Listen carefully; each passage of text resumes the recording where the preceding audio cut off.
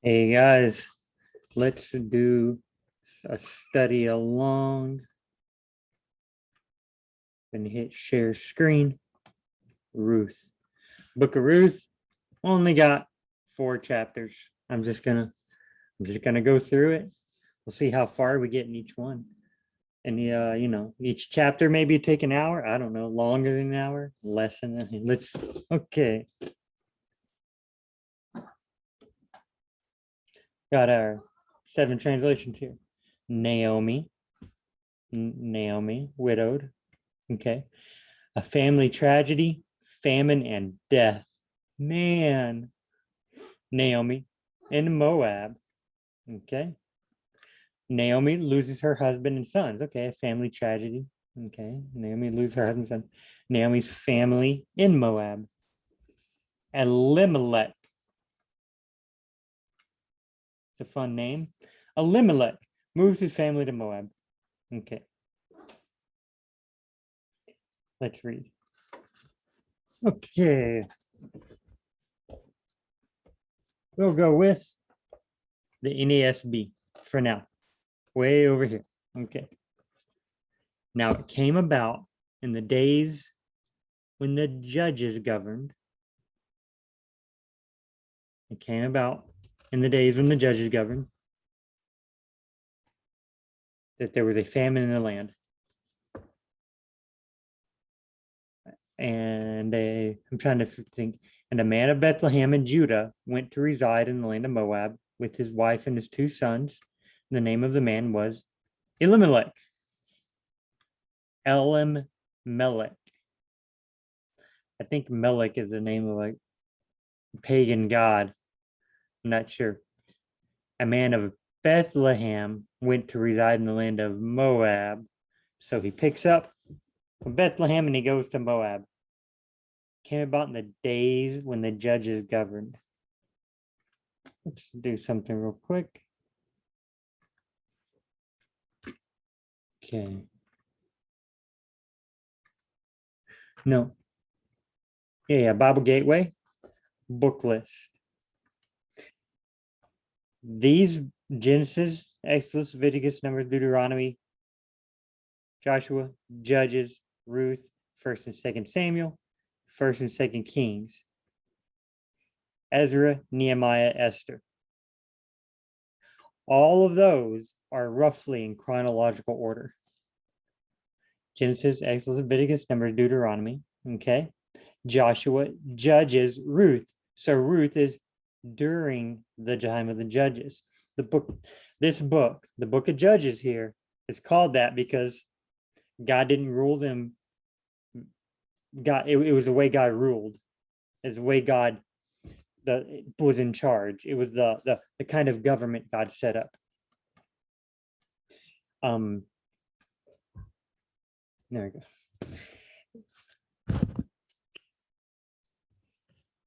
It works much better. Take the speaker down. Now you can see my face. The way God ruled was through judges. What do we mean by judges? Over here. Now it came about in the days when the judges governed or judged. Okay. There's a tiny little one there, or judged. Came about when the days the judges judged. Okay. When the judges ruled, they ruled. Okay. During the time of the judges, there was a famine. Okay. Once back in the time of the judges, there was a famine. So when the judges governed, when the judges ruled, but here, the ruled part. Oh, hey, look at this. The NIV, in the days when the judges ruled. Okay, during the time of the judges, and the judges ruled in Israel. So what were the judges? Guys in black robes? No. Go to a different country today. Do judges do they sit behind a bench with a gavel, bang, bang, you're guilty, and wear black robes? I don't know. I don't think so. I wonder if anybody else like South America, from Europe, Australia, Africa, China, what other places I haven't named? South America is one large place. Ecuador, Chile, Peru, whatever, Brazil and all that. What do judges look like in those places? I don't know. What was a judge in ancient Egypt and ancient Israel?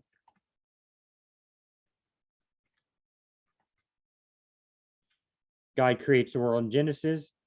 The Exodus, Moses takes them out of Egypt. Leviticus, Numbers, Deuteronomy, they're wandering around in the desert. Genesis, God's like, I promise I'm going to make you into a great nation. Exodus, he makes them a great nation. Between Genesis and Exodus, they become great. Exodus, they're enslaved, no good. Then God brings them out as a nation. Leviticus, Numbers, Deuteronomy, they're wandering around in a desert. Joshua, they go into the land of Israel. They conquer it. Judges, they're finally living in the land of Israel.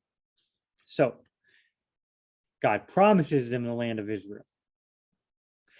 God tries to get them to the land of Israel. God's getting them to the land of Israel. They're in the land of Israel and conquer. They're in the land and they're living there. Yeah.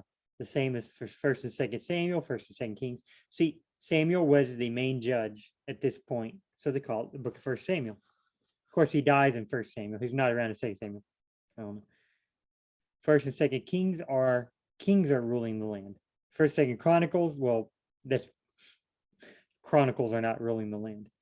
Joshua, he was in charge. So Joshua, judges are in charge. Ruth, she's not in charge, but you can kind of see a theme. Samuel's in charge here. There are kings here. Ezra is the main person. Nehemiah is the main person. You can kind of see it. Okay. Judges. Let's look at it. No, just go to the book. Oh, okay. Jerusalem is captured. That's no good. All right. Control F. Judges. 1 of 22 matches. We see down here at the bottom of my screen, 22. Okay, Judges. Judges next. What?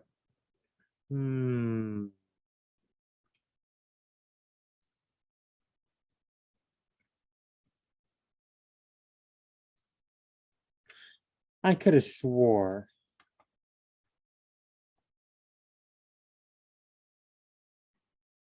Let's go to Judges chapter 2.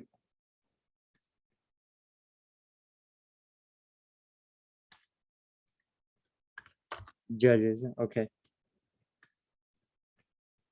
Okay, here we go. Then the Lord raised up judges. People who would, order in the court? No. Why do they call them judges? I'm not sure. People say they call them judges because, there was Moses. He appointed 70 elders, and they called them judges because they judged between the people. They had laws, and then there were no laws for other things. The people would come to Moses and be like, hey, we need help. Well, that was too much for Moses. Moses' father-in-law was like, dude, people are coming to you all morning until all evening. You're going to wear yourself out. Appoint some people. Moses appoints 70 of them. So now the people come to the 70 elders, and the big cases, they didn't go to Moses. Okay. They judged the 70 between.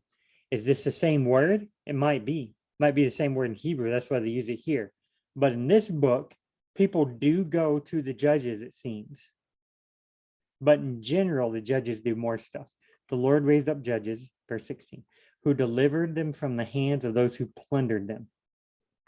Yet they did not listen. Israel did not listen to their judges, for they played the harlot after the God.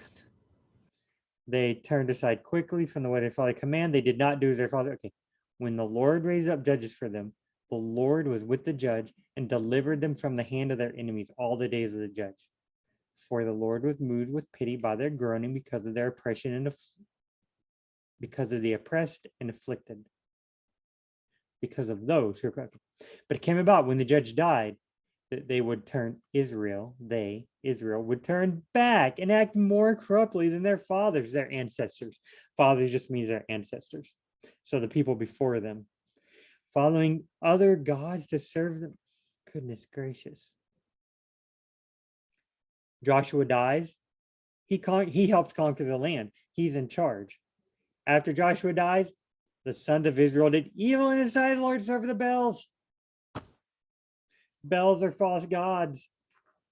The word Baal doesn't mean a false god. It's the name of a false god. It's the name of a group of gods. There's a bunch of gods. Some gods they call Baals. There's like the thunder god and the farming god and the other god. They forsook the Lord, the God of their fathers. Man. Then the Lord raised up. Okay. The anger of the Lord burned against Israel, and he gave them into the hands of plunderers who plundered them. He sold them in the hand of their enemies around them. Wherever they went, the hand of the Lord was against them. Why? Because they're serving idols. Man. Now, this is like an overview of the whole book. Overview of the whole book. After Joshua dies, Israel serves foreign gods. The Lord then gives Israel over to enemies. Then Israel cries out and says, "We're so sorry, we're so sorry." Then the Lord raised up judges who delivered them. Usually the judges were people of no reputation, of no repute, nobody good, Gideon, God's like, "Hey, mighty man of valor." He's like, "I'm too scared. I can't do anything." God has to tell him, go, because he says, "Go chop down that idol." At nighttime, Gideon goes and chops down the idol. Got another judge. Got a judge before him, Ehud. Ehud was serving the king. He was bringing money to the foreign king. The king is oppressing them. Ehud is bringing money to the foreign king. God calls him as a judge. It says Ehud saw the idols. He's like, "No, I can't handle this." He goes back in. He secretly assassinates the king, basically. You got Ehud. You got Gideon. You got Deborah. Deborah, she says she sat under a terebinth tree and people came to her and talked to her. She called Barak. "Hey, Barak, go deliver us from the..." Barak's like, "I'm not going to go out unless you come with me because you're the judge." And Deborah said, "Okay, I'll go with you, but you're not going to get the victory since you. So Deborah's the judge. There's Shamgar. It's kind of a strange name for a judge, My video is very weird right now. I don't know. I hope my video in the voice matches everything, but I bet it's very distracting. I'm sorry. Okay. There's Shamgar, whatever his name is like, you eventually get, I think Gideon is after Deborah and Shamgar. There's like 20 judges. Well, the very last one is Samson. An angel shows up to their father. It says, "Hey," it says, "Hey, your son's gonna be a judge. Don't let him do anything bad." Samson does all sorts of bad stuff, but he still beats the enemies up. How do they beat the enemies up? Usually by battle. It's usually not judges. "Hey, we're gonna judge you. We're gonna come here, enemies, and then talk with us, and we're gonna judge in one side." No, usually they go against them in battle. Jephthah was a judge. And he sent letters to the enemy, and the enemy sent letters back saying, "Whatever, screw you." So Jephthah was like, "Okay, I guess we got to go to battle." And they would beat the enemies down. They would deliver them from the hands of their enemies. That's the time of the judges, okay? Israel is like, "Yay, we're good." Israel starts worshiping false gods. "Oh no, we're oppressed by the enemy." God sends a judge. Israel's like, "Yay, we're good." They start worshiping false gods. "Oh no, we're oppressed by an enemy." God sends them a judge. "Yay, we're good." Worship false gods. God sends them an enemy. God sends them a judge, over and over again. So, and the judge, I'm just not sure the judges did. Samuel was a judge. It says that Samuel would make a circuit and would go around to a bunch of different towns. And talk to people. And when people saw Samuel, they were scared of him. Saul, at one point, he would come to Samuel. Samuel would tell Saul, the new king, what to do. Samuel would say, "Hey, do this and that." Whenever they chose a new king, Samuel went to God, and God was like, "Look, they didn't They haven't rejected you from being the judge. They've rejected me from being the king. Samuel, you're the judge, but you're not rejected by them. I'm their king. They've rejected me. I guess the judge kind of, the judge would walk around and tell him to do stuff. The judge was in charge, kind of, but but he wasn't a political ruler. He wasn't a king, he's like a prophet that would, a wise man, And during the time of the judges, military leaders generally, a lot of times. Okay. Came about, and then when the judges governed, there was a famine in the land. We could go through the book of Judges and look up famine and see exactly when this happened.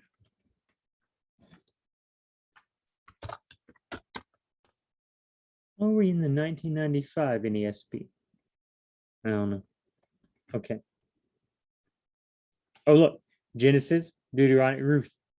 There's no famine in the book of Judges. I don't know then.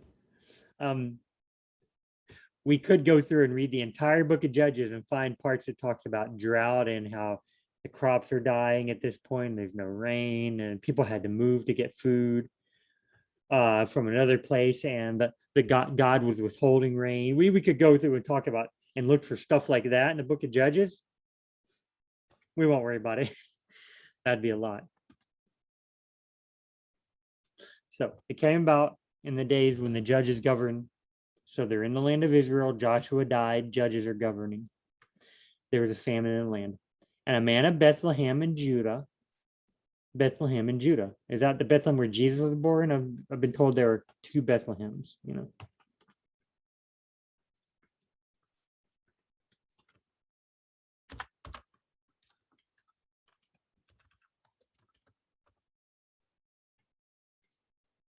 Bible, Bethlehem.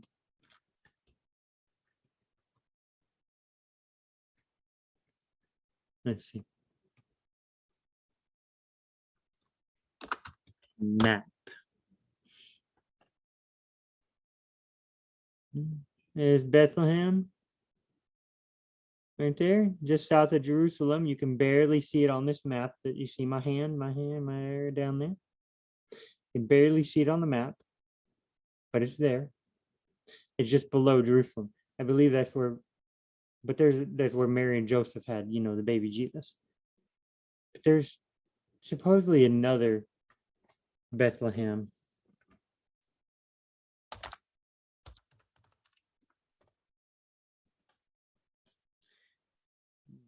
Ephrathah. So Bethlehem Ephrathah is the one just below Jerusalem.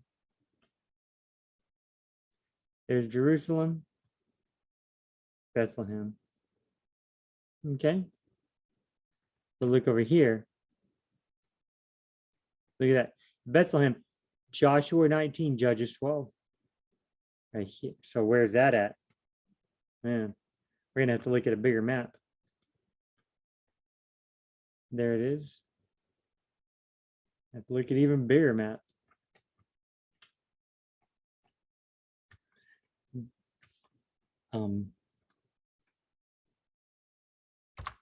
Map of ancient Israel.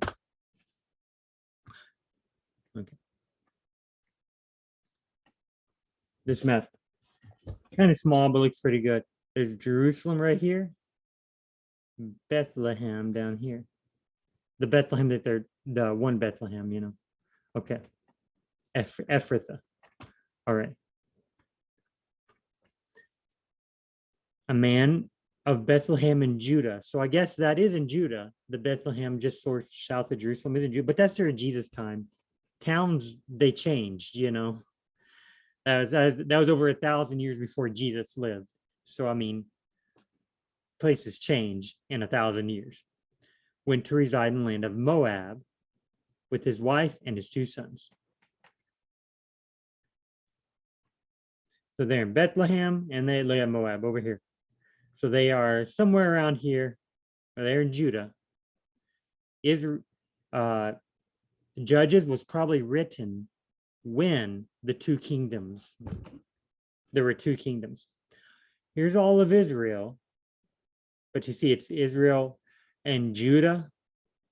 That's because Solomon messed some stuff up, and Solomon's son really messed it up, split the kingdom in half. They called the northern half Israel, the southern half Judah. The book of Judges was probably written after the split because the author makes a point to say Bethlehem in Judah. They go to Moab. Okay. So because there's a famine over here in Judah, they go over here to Moab. I'm sorry, that's so tiny.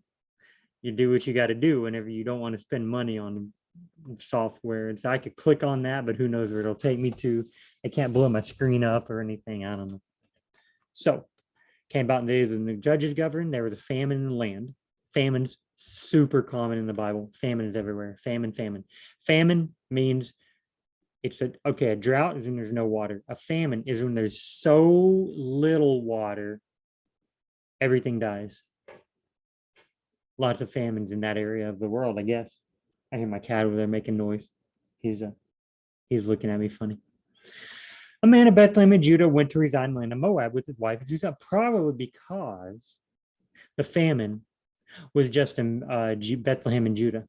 Not just the city, but it was in Judah. And he was like, hey, let's go over to Moab where there's no famine. They got rain over there. That's just a guess. Actually, less of a guess because you'll see. The name of the man was Elimelech. Elimelech. Elimelech. Okay, watch this.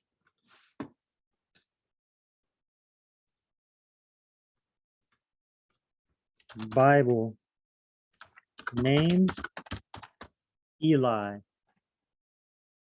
Eli, I mean, very well family.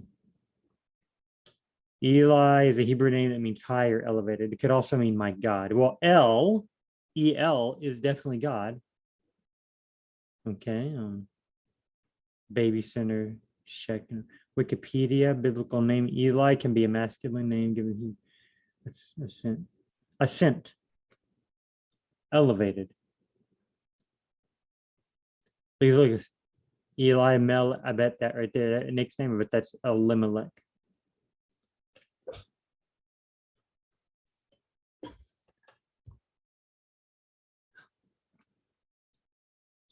Elimelech. The book of Ruth is included in the third division, or the writing of the Ketuvim of the Hebrew Bible. The Hebrew Bible, yes, Ruth was in the writings, not the historical section, even though it's a historical book. And our Bible, they're just a bunch of books in order. Till you get to the Psalms, Proverbs, Job's, the Psalms, Proverbs, Job. Then you get to the prophets. But the book of Ruth is included in the Hebrew Bible. It's a little different. And most Christian canon is treated as a history book and placed between Judges and 1 Samuel. Okay, there we go. In the Christian canon, that's where, okay. Why did it show that when you go on Elimelech? Okay. Okay, let's see. Eli, sometimes these are the feminine, such as Elizabeth, I guess. Okay. Ascent. The Hebrew name, my God. Okay. All right. Melech, I believe, is the name of a false god. Let's see.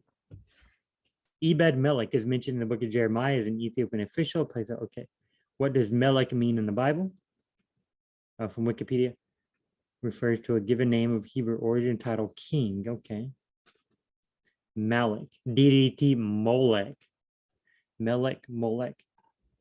So Eli Melech could be my God is king. My God is Molech. Moloch is definitely no good,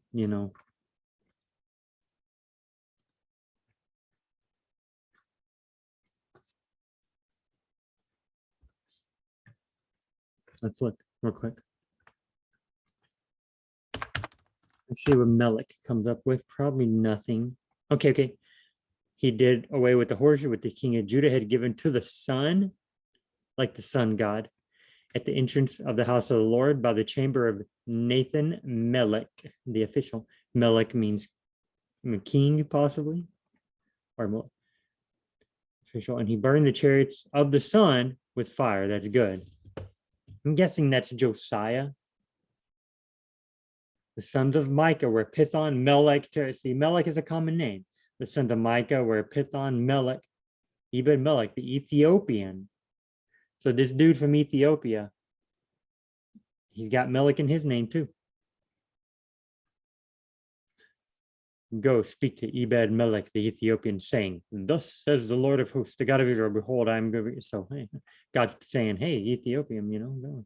Hey, Ebed Melech, the Ethiopian said to Jeremiah, now put these worn out clothes and rags under your armpits under the rope. So, and then he lifted Jeremiah out of a,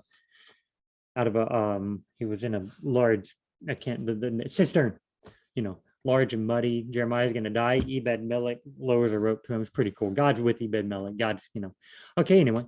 Okay. Let's try, what did it say, Malik? I've heard of this stuff, some of this stuff before. Nope. Watch this. Molech. Leviticus 20. Then the Lord spoke to Moses, saying, you shall say to the sons of Israel, any man from the sons of Israel or from the alien sojourning in Israel who gives any of his offspring to Molech shall surely be put to death. The people of the land shall stone him with stones. Yikes. And don't be sacrificing nothing. Don't give any of it, any man who gives any of his offspring. Is that the baby? The man and the wife have a baby and they give their baby? Maybe it's like a cow. It means they're cattle offspring. I will set my face against that man and will cut him off from among his people because he gave sacrifices to a false god. You don't be doing that when you're in Israel, because he has given some of his offspring to Molech so as to defile my sanctuary and profane my holy name. That's no good. We start defiling God's sanctuary. We start profaning God's holy name. God loves everyone and saves everyone. If we make God look bad and people go, wait, the God you worship? No, that's that horrible God. That's that bad God that accepts sacrifice, whatever. No good. No good. God's name is how we're saved. God is how we're saved. We don't want to make God look bad because people then don't come to him to be saved. Sorry. Okay. You shall not give any of your offer them to Moloch. Okay. You're going to stone them. I will say, okay. I'll put them to death. Playing the harlot after Moloch. Yep, playing the harlot. That's what they call it whenever instead of worshiping God, when you worship the false God, you're playing the harlot. Instead of loving your wife, you go and you love a prostitute, but instead you yourself are the prostitute. Then Solomon, the King Solomon, with all the wisdom, built a high plate for Chemosh, the detestable idol of Moab, on the mountain which is east of Jerusalem, and for Moloch, the detestable idol. Okay. If this guy, Elimelech,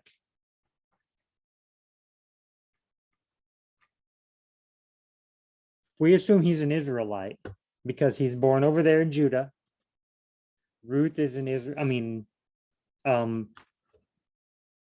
He took his wife and his two sons. If we assume he's an Israelite, he's probably not named Eli, which could mean, a high, elevated, or it could mean my God. Molech, a false deity. Molech or Melech also means king, remember? Eli Melech, probably God is my king, or lift high the king.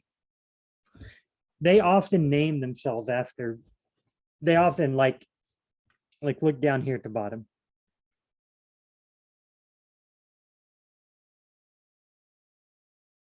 Is it down here? No, it's in the next book. It's in the next chapter. Oh, no, here it is. They both came and went until they came to Bethlehem. When they had come to Bethlehem, all the city was stirred because of them. The woman said, is this Naomi? But she said to them, do not call me Naomi, which means pleasant. There's a little number one. Naomi means pleasant. Call me. Okay, Naomi's, remember, it said a tragedy. Call me Mara, bitter. Mara means bitter. For the Almighty has dealt very bitterly with me. I went away full, but the Lord has brought me back empty. Why do you call me Naomi? You know. So names often mean stuff. Like today, we don't name our kids. I know some pastors who name their kid Calvin, or they'll name their kid Wesley. Why do they name that? John Wesley or John Calvin, famous theologians in the church. You know, I was named Robert Jackson. My grandfather on my mom's side, his name was Robert Jackson. There we go. And my nickname is BJ for Bobby. Bobby short for Robert. My grandfather on my dad's side's name is Bobby. So there we go. I was named after two grandfathers. You know, BJ Allen right there. Some people, they have no idea my name is Robert. Anyway, but I was born in a town called Galveston. My mom didn't name me Galveston. She didn't name me Sea Baby, because I was Galveston is by the sea. It's by the ocean, by the Gulf of Mexico. You know, Gulf Baby or something. I mean, but here you got, you know, Eli Melech, raise high the king, or God is my king. You know, I'm gonna guess he wasn't named after a false deity, but it is the book of Judges. And remember, the book of Judges, they were often, you know, it was the book of Judges. And in the book of Judges, they were often worshiping. The word escaped me. Where'd they go? Oh no, okay, I found them. Worshiping and serving false gods. So maybe. It says that Molech was the god of the Ammonites, we just read in the Bible. And if we look at our, where was it?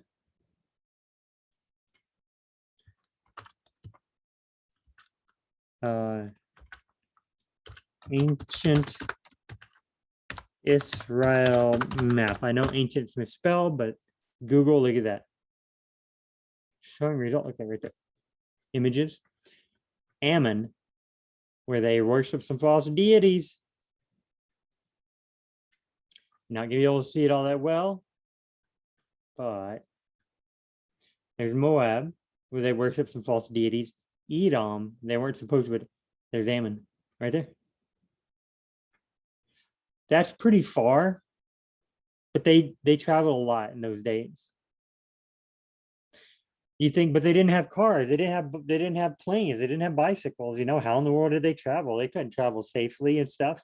When I say they traveled a lot, like we think of traveling as we think of traveling as okay. Let me think of what I said. They travel a lot. They travel a lot because trade depended on travel. You go from one place to another to get to trade stuff. Farming depended on travel. There's famines in the land, you move to a new place. If there's a bunch of people in Ammon, wars, you fighting warfare, you end up traveling a lot.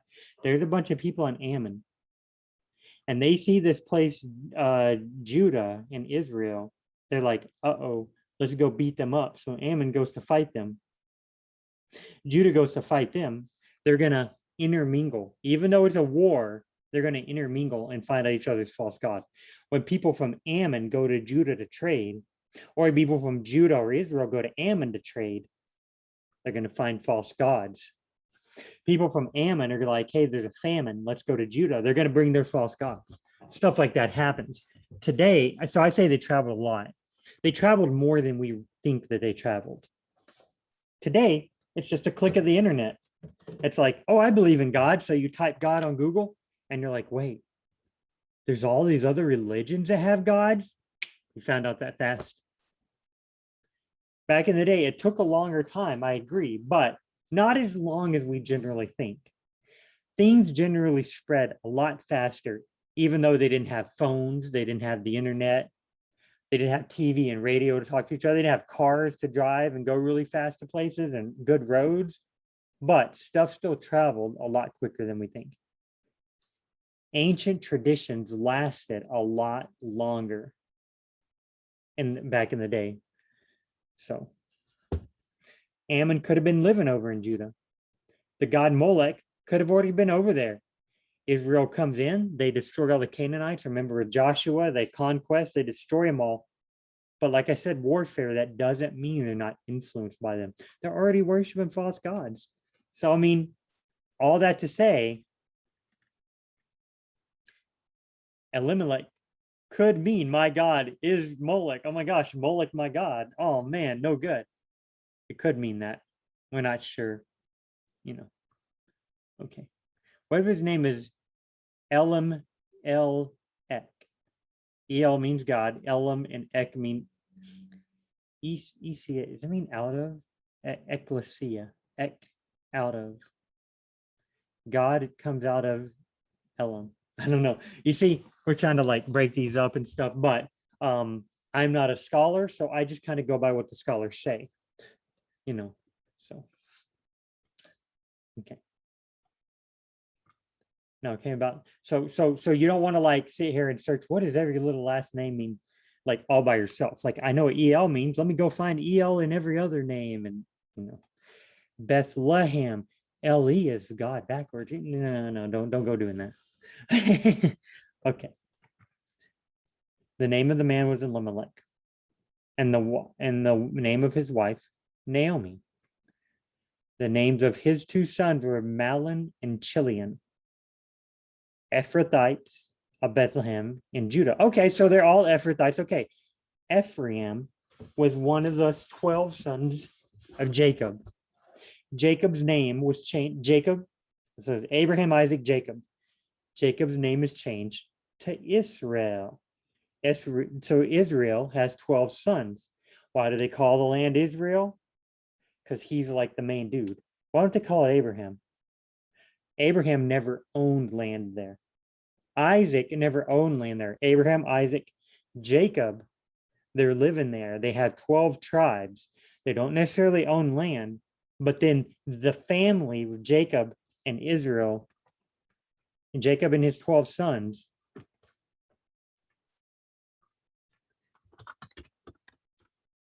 I watched this recently. I've been studying recently because there's okay, you know, in visions of the night, have been studying visions, dreams. Okay. So Israel set out with all that he had and came to Beersheba. Then Jacob, which is Israel. Why do they call him by both names? Why not just stick with one name? Then Jacob arose from Beersheba. The sons of Israel, so all of his sons, all his kids, carried their father, he's probably pretty old, and their little ones, and their wives in wagons, which Pharaoh sent to carry him.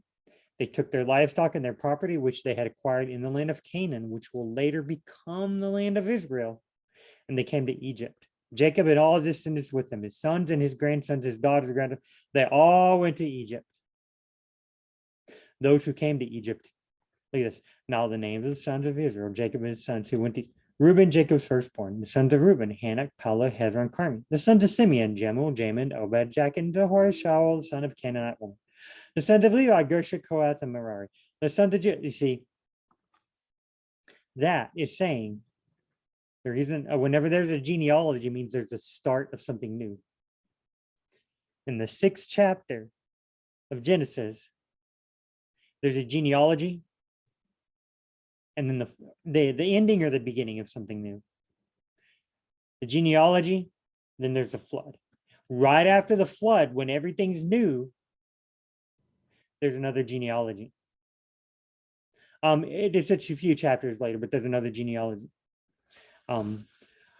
Whenever Abram's son Ishmael, who was born out of wedlock, whenever he was sent away, God made him and said, I'll make you into a great nation. And they had a genealogy. The end of the book of Ruth, there's a tiny genealogy because David was a new start. Jesus has a genealogy. Jesus is a new start. So here we have a genealogy because they're leaving Canaan and they're going to Egypt to live there. They're going to live there for years, live in the land of Goshen. They're going to become a mighty nation in there. You know.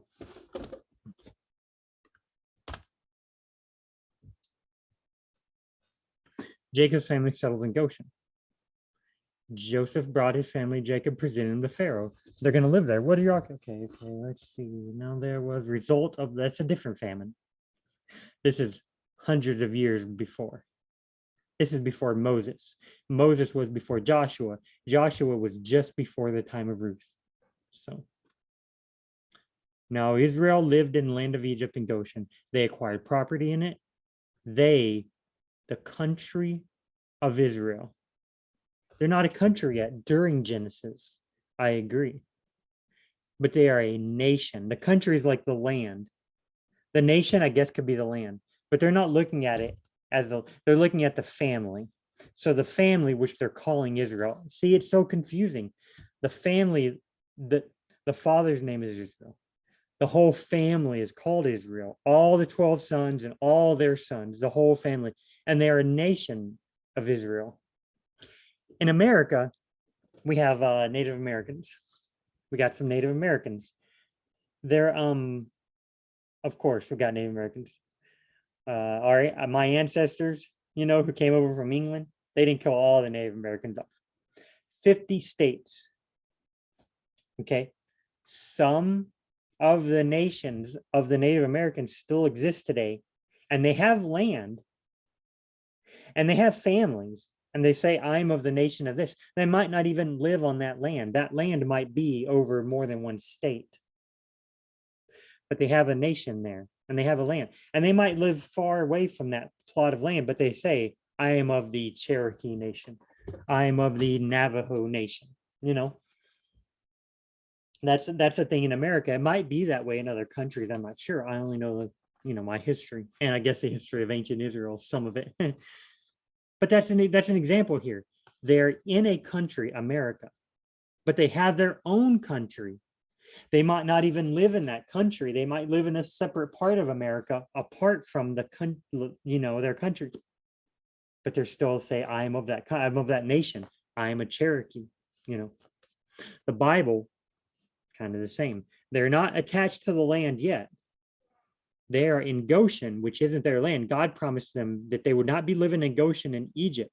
God promised them that they would be living in Israel in Canaan, which they will call Israel after the name of Jacob. Okay, where was it at? The land of Goshen. There it is. Settle your father and your brothers in the best of the land. Let them live in the land of Goshen. Pharaoh is telling them that you get to go to Goshen. So that's why they didn't call it Abraham. They didn't call it Isaac. They didn't call it Jacob because he got his name changed to Israel. Israel had 12 sons. They moved to Egypt. They have a massive family. They become a nation. Moses leads them out of Egypt, out of Goshen in Egypt, like 400 something years later, through the desert into the land of Canaan. Joshua takes over the land. Why don't they name it Joshua instead of Israel? Because the nation itself started way back here in Genesis. It's just, it's not cut and dry. They could have named it Abraham, I guess, but it's not cut and dry. Why does the Bible do it that way? That's because that's the way history did it. The Bible is just recording the history. That's the way God decided to do it. I'm not going to say, God, you should have made it more clear for me. You should have made it easier. He's God. He can do it. I don't know. All right. What were we talking about? Oh, yeah. So the name of the man was Elimelech, the name of his wife Naomi, and the names of his two sons were Mahlon and Chilion. I won't look up those names. Ephrathites. Ephraim was one of the 12 sons of Judah, of Jacob / Israel. Ephraim was one of the 12 sons. So they were Ephraimites of Bethlehem in Judah. So they must have lived in the land given to Ephraim. Because when Joshua went in and conquered, he divided the land up. Jacob/Israel has 12 sons. Judah, Simeon, Levi, Ephraim, Gad, Manasseh, Naphtali, Benjamin. It's only 8. Dan, did I say Dan? That's 9. Reuben, did I say Reuben? Yeah. Levi, he has 12 sons. One of them is Ephraim. Each of the 12 sons gets a plot of land. Joshua divides the land up very specifically according to how large they are.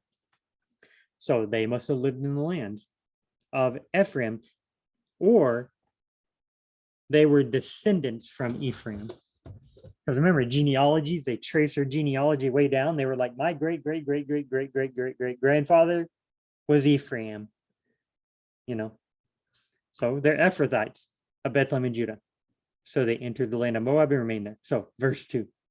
The name of the man was Elimelech. The name of the wife Naomi is to million Chilean Ephrathites of Bethlehem and Judah. So they entered the land of Moab and remained there. Moab is a land nearby. Remember, they're in Israel. Joshua's done conquered the place. This is during the time of the judges. They're in Israel, but they go to Moab because of the famine. Then Elimelech, Naomi's husband, died, and she was left with her 2 sons. Back in this time period, if you're a lady, you can't do anything. Can't do nothing. Only men got real jobs. Only men could like own land. It's not, now this isn't 100% of the time, just like we're not 100% sure on the name of Melech. We're not 100% sure where, Jacob, why was it Jacob and not Israel and not, Abraham? Other stuff we're unsure of. It's not always cut and dry. Women generally were not allowed to have good jobs, or didn't have good jobs, couldn't get them, couldn't get land, couldn't own good land, stuff like that. They were generally reduced to like begging or something, or so she had her 2 sons though. That's good. That sons could work and bring in money and provide food. They could have a good standing. So good. I mean, we're sad that her husband died, but she's being taken care of. Okay. The 2 sons took for themselves Moabite women as wives. They didn't go back to Israel and get wives from there. They took Moabite women, foreign women. The name of the one was Orpah, and the name of the other, Ruth. Ding, ding, ding, ding. Ruth. We finally get to it. Ruth. Look up, what's the book called? Ruth. That doesn't mean Ruth wrote the book necessarily. That means she's the main character in the book, or she's very important in the book. I'm not sure how the books were named originally, why they were named very specific things, but we know that she's a main character in this book, and this book is called Ruth. So, but I'm guessing she didn't write it. Like I said, it was probably written much later. Now it came about in the days of the judges. So they're saying, back here in the NABRE, once back in the time of the judges. So, okay, they took for the one more, and they lived there about 10 years. So they all lived. Naomi is widowed. Naomi, her 2 sons, Mahlon and Chilion, and Orpah and Ruth. So a good family of 5. Okay, Mahlon and Chilion, they're making money. They're able to work. They got able-bodied men. They all live together. Unlike today, whenever, me and my wife, we live alone with our 2 cats. I don't live with my mom. Our mother-in-law does live right down the road, but she lives alone. She doesn't live with their kids. My wife's brother and sister, they live somewhere else with their family. You live in individual family units. Sometimes today in America, in the modern everyday America, that's how it is. Some places you do have your family living with you. My grandparents, my great grandmother lived with my grandparents, so they could take care of her. My aunt and uncle, and then my uncle-in-law. I believe my grandmother soon is going to move in. Okay. Sometimes that happens. Now we talk about living in your mother's basement eating Cheetos. So there we go, right? Y'all heard that? They live in their mother's basement. Okay. Well, back then it was a lot more than that. It was like extended families would live together. Lots of families would live under one roof, would live in one place, would live very near each other.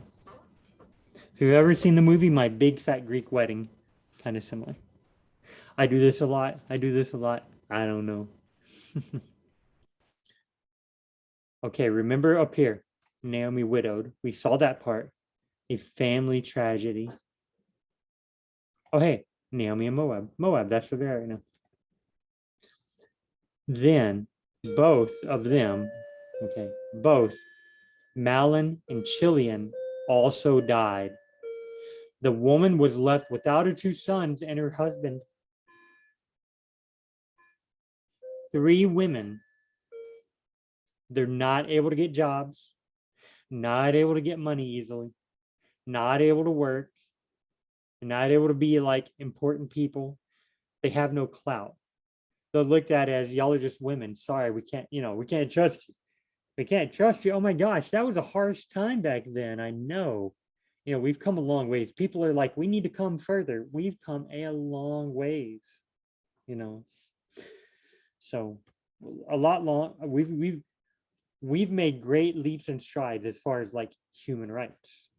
Just compare it to these stories in the Bible. Is the Bible teaching us that women can't do anything? That if their kids die, then they're in trouble? No. The Bible is not teaching us women can't do this stuff. The Bible is recording the history and talking about how God worked through very imperfect people. God didn't force stuff down a lot of people's throats. Some people he did because they agreed to it. But right now, he's working with them. Okay, they're all alone. Was left without her 2 sons and her husband. It's no good, Let's look up stuff real quick. Widow. Just to kind of drive the point home, if you're a widow, it's no good. Now you got 3 widows. Now, if they're in strength in numbers, yes, but they're 3 women widows. Okay. Then Judah said to his daughter-in-law Tamar, remain a widow in your father's house until my son Shelah grows up. For he thought, I'm afraid that he too may die. So Tamar went and lived in her father's house. She's got to live in her father's house. Wait until Shelah grows up to have to marry him. That's what it would be. If we read that whole story, you'd be horrified. Okay, Exodus. Oh, Exodus 22:20. You shall not afflict any widow or orphan. Good. My anger will be kindled. If you do bad stuff, God's saying, my anger will be kindled. I will kill you with the sword. Your wives shall become widows, your children childless. So the men will die, and then the women and the children will just be left to rot, I guess. If Israel acts bad enough, no good.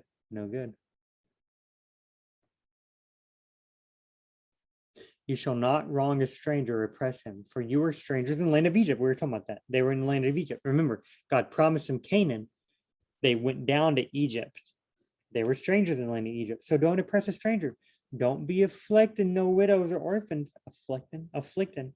If you afflict the widow or orphan at all, and if they do cry out to me, I will surely hear their cry. My anger will be kindled. I will kill you with the sword.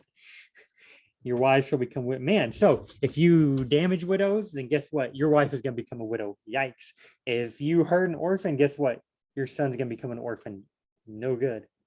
Now, they had provisions in the law because this is the law, sundry laws. This is the law. They had provisions of how widows and orphans were provided. So actually, a minute ago, I was like, if you do bad, Israel, your wives and your children are going to be left to rot. Actually, it's not saying that here, we can tell. The law gave provisions for widows and orphans, how to take care of them. I'm not saying this right here isn't a provision. I'm saying if we read other stuff in the law, you would find where they were provided for. God would say, take care of them. So, if you oppress a stranger, if you afflict a widow and orphan, I might destroy you. Your wives will then themselves become widows and orphans. But of course, they'll be provided for probably.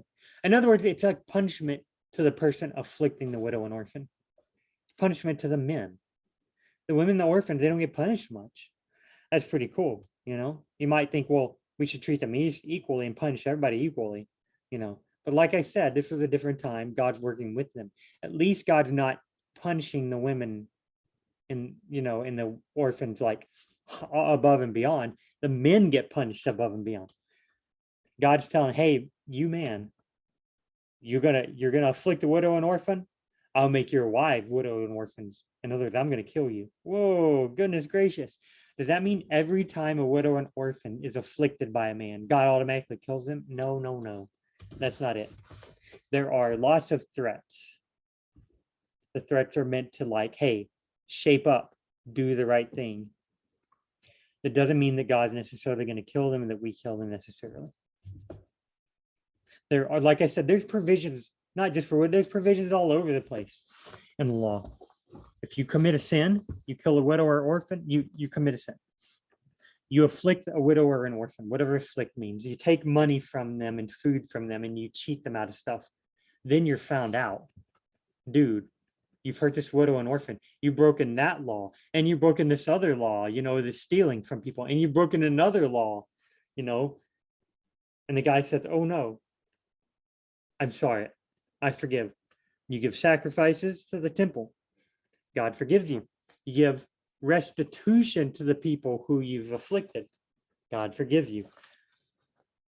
You go back to your wife and your children. You say, I'm sorry. I will take care of you instead of afflicting them. God forgives you. I mean, that could happen. Yes. Harsh warnings were given. The ancient Middle East, huge rhetoric, large, harsh warnings.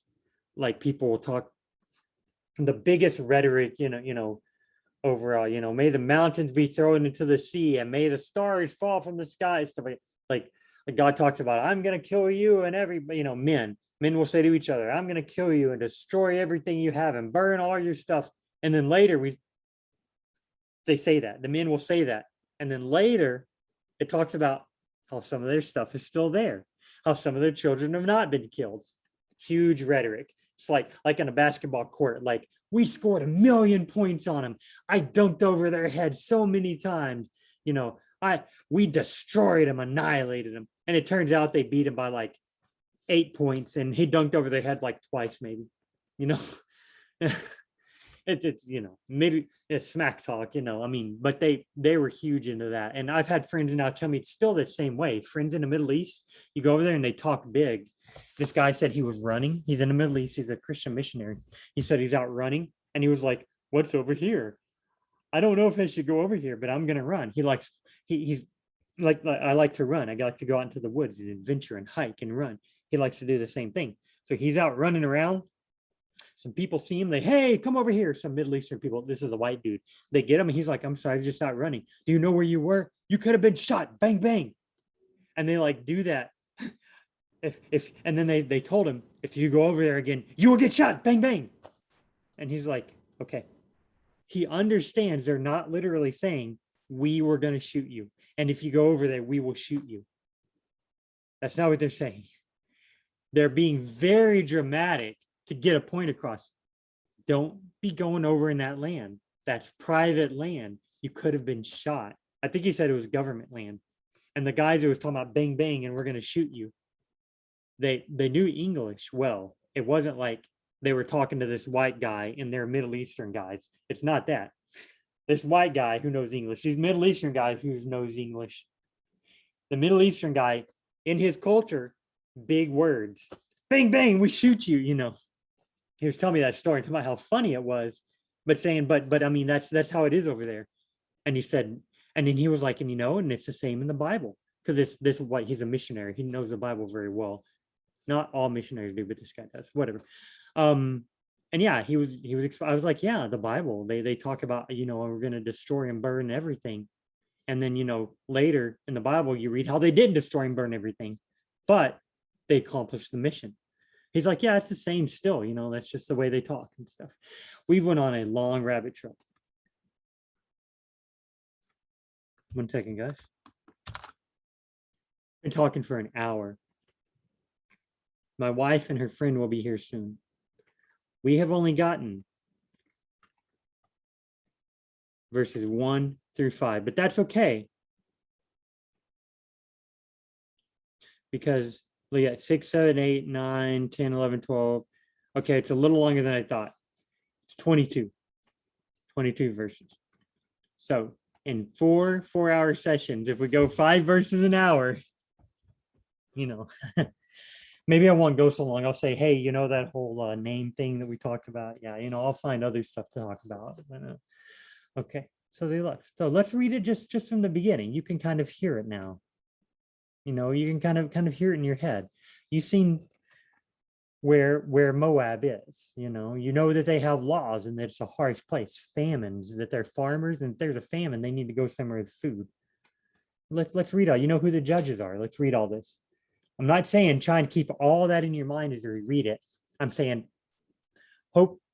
hopefully the more you read, the more different things will become familiar, and all the Bible will start falling together because you'll start recognizing things.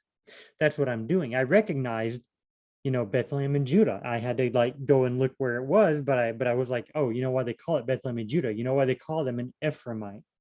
And then I went way back in other books of the Bible.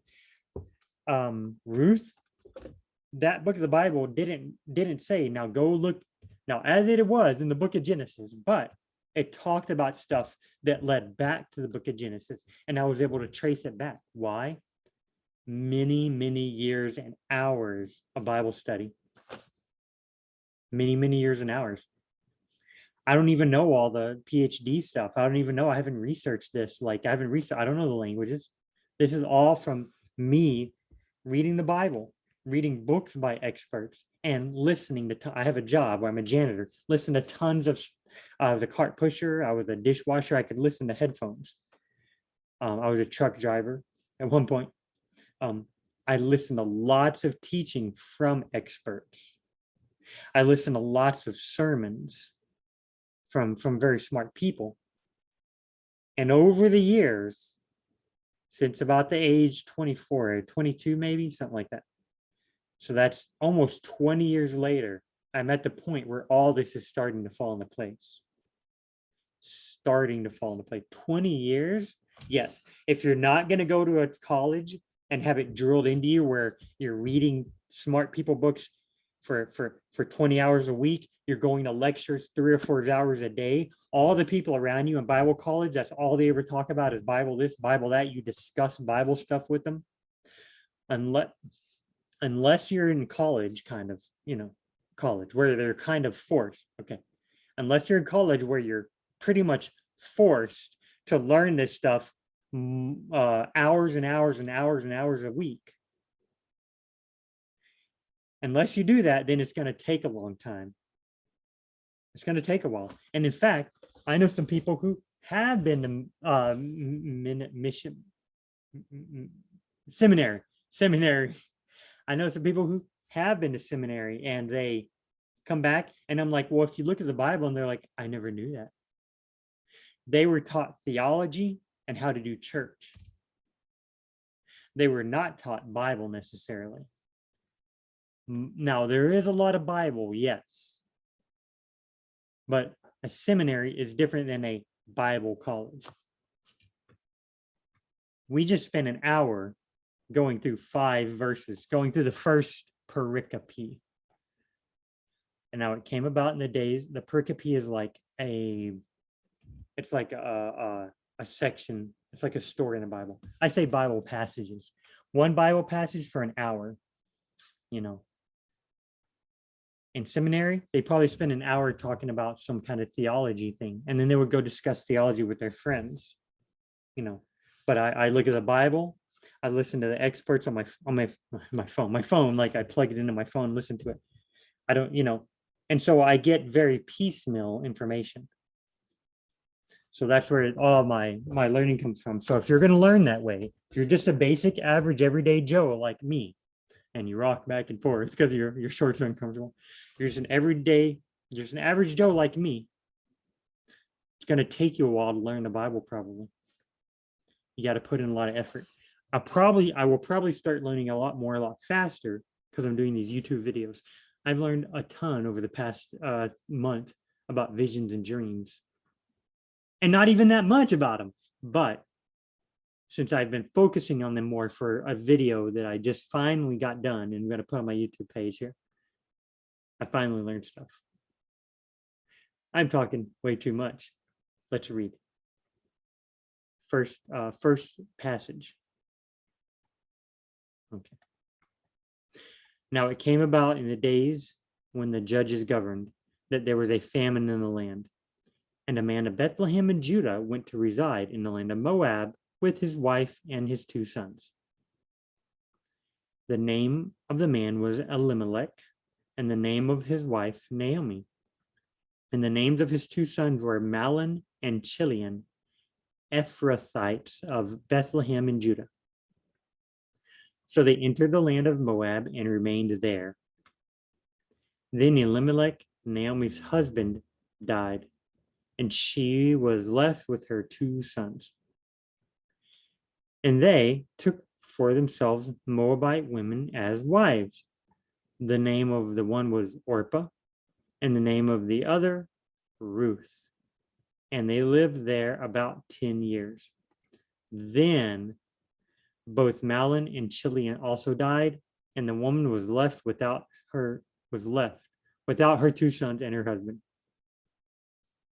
I say that's a passage because look, you've got right here, you got right here, you got the translators of a lot of the Bibles. The translators of a lot of the Bibles have broken the passages up that way. It continues to go down. We'll read one more verse. Then she, that would be Naomi, arose with her daughters-in-law to return from the land of Moab. So she's taken Ruth and Orpah. She's returning from Moab because she had heard in the land of Moab that the Lord had visited his people by giving them food.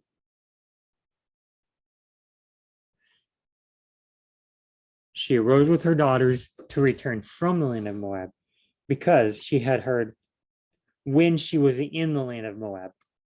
Okay. Then Naomi heard in Moab that the Lord had blessed his people in Judah. Okay. Yeah, let's read this one. When Naomi heard in Moab that the Lord had come to the aid of his people. Okay. Then she arose with her daughters-in-law to return from the land of Moab because she had heard while in the land of Moab that the Lord had visited his people by giving them food. So, hey, there was a famine, but she's there for 10 years. Then they both die. Then they arose and went because she heard, hey, they have food.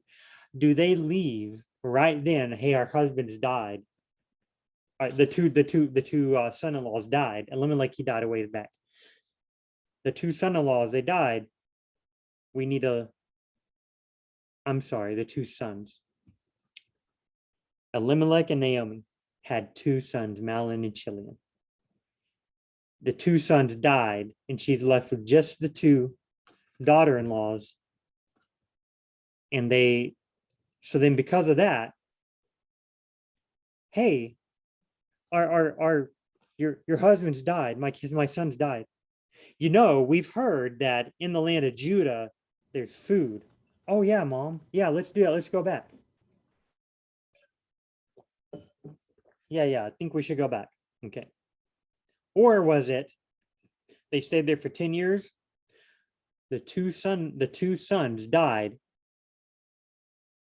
And sometime later, like, I don't know, a year or 2 years after they had been going around with no sons, with no man in the family.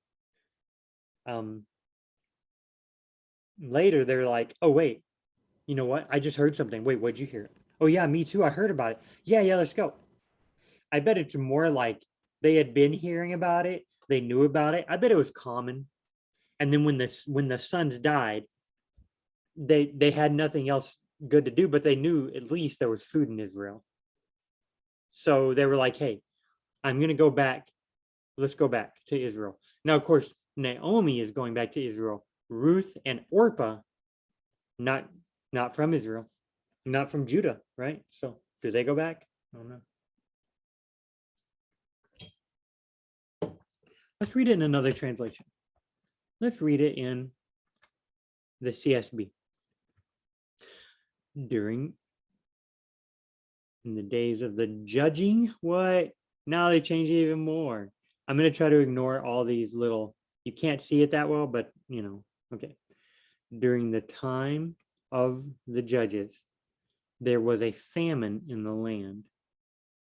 A man left Bethlehem in Judah with his wife and 2 sons to stay in the territory of Moab for a while. The man's name was Elimelech, and his wife's name was Naomi. The names of his 2 sons were Mahlon and Chilion. They were Ephrathites from Bethlehem in Judah. They entered the fields of Moab and settled there. So they entered the land of Moab. They went into the country of Moab, the region, but over here it says fields. Naomi's husband Elimelech died, and she was left with her 2 sons. Her sons took Moabite women as their wives. One was named Orpah, and the second was named Ruth. After they lived in Moab about 10 years, both Mahlon and Chilion also died. Did they die at the same exact time? Who knows? Maybe one died, and then some years later, some days later, when the other one died. And the woman was left without her 2 children and without her husband. The woman is Naomi. Mm-hmm. The NLT says, but about 10 years later, both Mahlon and Chilion died. Is that what it means? They continue to live there about 10 years. Then Naomi's 2 sons. Okay, all of them say then. And they lived there about 10 years. And well, this one doesn't say then. But this one, then, both. After they had lived about 10 years, both. Okay, so that's probably it. Probably after about 10 years, they died. And then, hey, hopefully we got to, so. Oh, I missed it. She and her daughters-in-law set out to return from the territory of Moab because she had heard in Moab that the Lord had paid attention to his people's need by providing them food. Okay. All right, that makes sense, I guess. I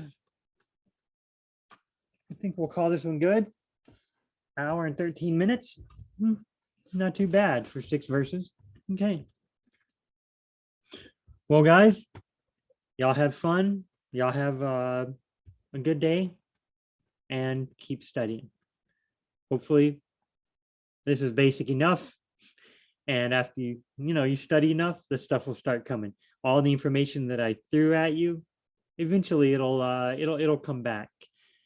It'll stop being like, oh my gosh, I can't remember this, that, and the other, but you'll start being familiar with other words. As you read in the other books in the Bible, you'll see those and you'll start to remember the previous stuff.